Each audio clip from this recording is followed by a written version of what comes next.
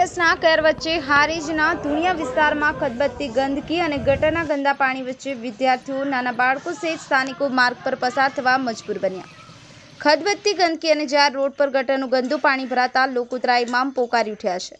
હારીજના ધુણિયા વિસ્તારમાં પાલિકાના પાપે રોગચાળાની ભીતિ સેવાઈ રહી છે, ત્યારે આ સમસ્યાને લઈને લોકોએ રેલી કાઢી પાલિકા તંત્ર વિરુદ્ધ હાઈના નારા લગાવી હારીજ મામલતદારને આવેદનપત્ર આપ્યું। ધુણિયા વિસ્તારમાં ગટરના ગંદા પાણીનો પ્રશ્ન જટિલ બન્યો છે। આ ખદબદતી ગંદકીમાં પસાર થવા સ્થાનિકો, વડીલો અને આંગણવાડીના નાના ભૂલકાઓ પણ ગંદકીમાં ચાલવા મજબૂર બન્યા છે। છેલ્લા ઘણા વર્ષોથી ધુણિયા વિસ્તારમાં ભૂગર્ભ ગટરના ગંદા પાણી રસ્તા ઉપર ઉભરાતા ઠેર ઠેર ગંદકીનું સામ્રાજ્ય વધ્યું છે, જેને લઈને ઘરે ઘરે માંદગીના ખાટલા જોવા મળે તો કોઈ નવાઈ નથી।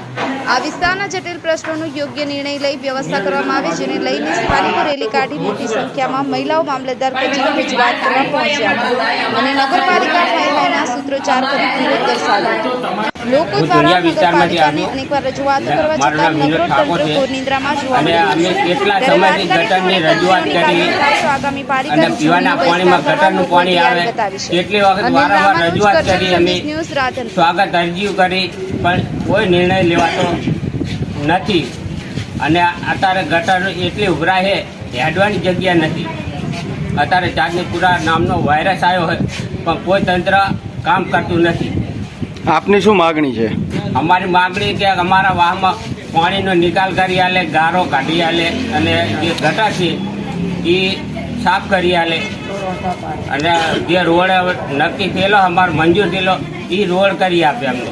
આગામી સમયમાં જો માગણી સ્વીકારાશે નહીં તો આપ શું તો અમે ચૂંટણી કાર્ડ જે આ ચૂંટણી આવશે એનો બહિષ્કાર કરશે, નગરપાલિકાની આવે ગમે તે। મારું નામ શંકુબેન છે, અમે ધુણિયાની અંદરમાં રહ્યા છીએ।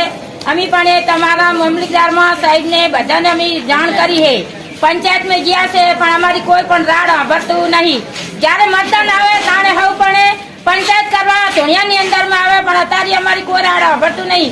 અમારા બાર બચ્ચા કોઈ બાર મંદિર જઈ શકતા નહીં, એટલો અમારા ધુણિયામાં ગંદકી છે અને પાણી અમારે ગટરનું પીવાનું આવે છે, અમારે નાવા ધોવાનું પાણી સારું નહીં આવતું। અમારે કોઈ મીઠું પાણી અમે નહીં ભાર્યું, અમે ખારું પાણી પીએ ગટરનું જ।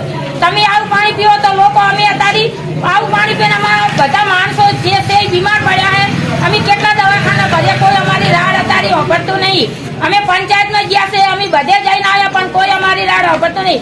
જ્યારે ચૂંટણી આવશે ત્યારે હવે આવશે પણ અમે કોઈ ચૂંટણી વાળાને અમારા ધુણિયાની અંદરમાં ફીરવા દેશા નહીં।